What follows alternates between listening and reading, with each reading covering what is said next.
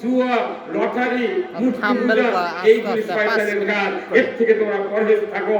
যদি পরহেজ থাকতে পারো, লাআল্লাকুম তুফলিহুন, তোমরা পৃথিবীতে সফল কাম, আখিরাতেও সফল কাম। কথা ঠিক কিনা? আজকে আমরা মদ, ইয়াবা কত হচ্ছে, কিন্তু বন্ধ হচ্ছে না। কারণ কি? কোরআনে এই মদ বন্ধ করার আইন আছে। কেউ যদি নিষেধযুক্ত মাদক দ্রব্য ব্যবহার করে, তাকে যদি শাস্তি প্রমাণে ধরা যায়, আল্লাহ বলেছেন 80টা বেত্রা ঘাত করো। কয়টা? একটা বাড়ির ওজন হবে 10 কেজি। কয় কেজি? একটা বাড়ি বিদ্যুৎ দিবি 10 কেজি। তাহলে 80টা বাড়ি যদি করে, তাহলে 80 দোকানে কয় ধারা হলো? 160 ধারা। তাহলে আড়াই মণ আর হচ্ছে কত? হ্যাঁ, 1.5 মণ। 60 কেজি কত হচ্ছে? 40 মণ। তাহলে আড়াই মণ আর 1.5 মণ, 4 মণ। 4 মণ খাও করবি কিন্তু। আরে 1 মণ পর তুই করছিস কবিতা আবার খাবো না। কথা কর। আর ওই মাছ দেওয়ালে বিকুলটি প্রকাশ্য ফেলছে। আমার ভাইরা, হযরত উমর ফারুক রাদিয়াল্লাহু তাআলা আনহু, উনি অর্ধেকটা পৃথিবীর বাদশা। উনি গভর্নর তৈরি করে পাঠিয়ে দিয়েছেন আফ্রিকা প্রদেশের ভেতরে। যুদ্ধ চলছে মুসলমানের সাথে। যুদ্ধ চলতে চলতে উমর ফারুকের ছেলে যুদ্ধের ময়দানে আছেন। ওনাকে এত পিপাসা লেগেছে, পানি পাচ্ছেন না। তাঁবুর ভিতরে ঢুকে দেখে এক জায়গায় খুরমা খেজুর ভিজানো লাল টকটকে পানি আছে। ওই পানি উনি পান করেছেন। পান করার পর উনি কিছুক্ষণের ভেতরেই মাতলামি শুরু করেছেন। লোকেরা বলছে, ভাই, ও ভাই, তুমি মদ খেয়েছো নাকি? তুমি কেন মাতলামি করলে? তুমি কি মদ পান করেছো? উনি তো খুরমা খেজুরের ভিজানো পানি পান করেছেন, কিন্তু একটু বয়স বেশি হওয়ার কারণে পানি তারা মাতলামি শুরু হয়ে গেছে।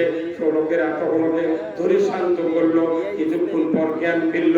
ওই লোকটা বলল, উমর ফারুকের ছেলে বললেন যে আমি এইরকম মাতলামি করেছি, তাহলে এটা মাদকাসক্ত হয়েছে। উনি চিন্তা করলেন, এই অবস্থায় যদি মদিনায় যাই, তাহলে আমি তো কলঙ্কিত হয়ে যাব। বিশ্ব নেতা, বিশ্বের অর্ধেকটা জায়গার প্রধানমন্ত্রী আমার বাবা উমর ইবনুল খাত্তাব, তার ছেলে যদি মদ পান করে সবাই জেনে গেল, আমি যদি মদিনায় ফিরে যাই, আমার উপর শাস্তি আরোপ হবে। তবে আমি ওখানে যাব না, এখানেই শাস্তি ভোগ করব। উনি চলে গেলেন। একজন হুজুরের কাছে বললেন, হুজুর, আমি একটু মাদকাসক্ত, ইচ্ছা করে খাই নাই, খুরমা খেজুর ভিজানো পানি পান করেছি, কিছুক্ষণের জন্য মাতলামি হয়েছিল। হুজুর গো, আপনার কাছে আমি একটা বিচার চাই, আমাকে হদ জারি করুন। ওই হুজুর তখন বলল যে এখানে তাহলে তোমাকে 80টা বেত্রাঘাত করতে হবে।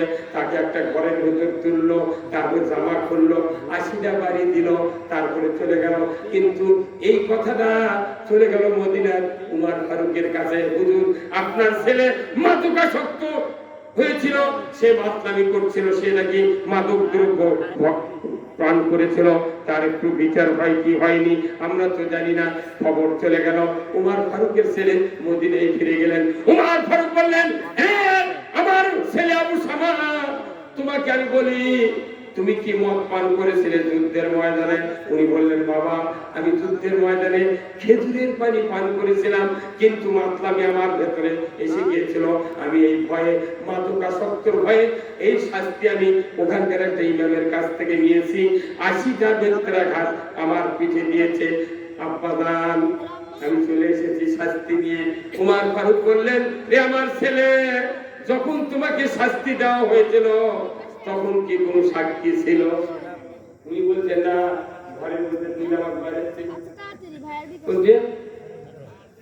বড় লোকের বেলা যদি শরীর যদি কাজ করে, যদি ধরা পড়ে, তাহলে হুজুরে ওই কি করে, 100টা জোড়া মারা লাগবে, ওই 10টা কুঞ্চি একখানি বাঁধবে, 10 বাড়ি করে গাওয়াত ছাড়িয়েছে।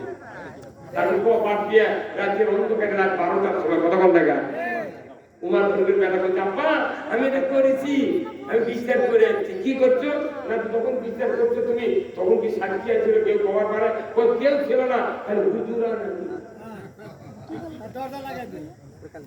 উমর ফারুক বললেন, বিচার একবারে বাজেয়াপ্ত 9 ফুট